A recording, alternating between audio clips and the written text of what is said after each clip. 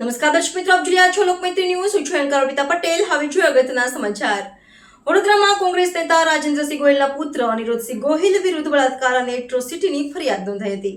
વડોદરા જિલ્લાના કોંગ્રેસના નેતા રાજેન્દ્રસિંહ ગોહિલના પુત્ર અનિરુદ્ધસિંહ ગોહિલ સામે 21 વર્ષીય યુવતીએ દુષ્કર્મની ફરિયાદ નોંધાવતા ચકચાર મચી ગઈ છે.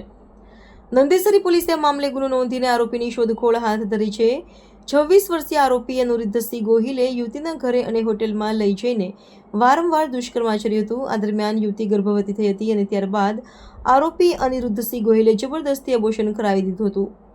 આ વાતની જાણ યુવતીના પરિવારને થઈ હતી, જેથી યુવતીએ અનિરુદ્ધસિંહ ગોહિલ સામે દુષ્કર્મ અને એટ્રોસિટીની ફરિયાદ નોંધાવી છે. ત્યારબાદ પોલીસે યુવતીનું મેડિકલ ચેકઅપ કરાવ્યું હતું.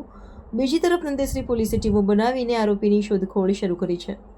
Bureau report, Lokmaitri news, Vadodara. Lokmaitri news સાથે જોડાયેલા રહેવા અમારા યુટ્યુબ ચેનલને સબસ્ક્રાઇબ કરી ફેસબુક અને ઇન્સ્ટાગ્રામ પેજને લાઇક અને શેર કરો.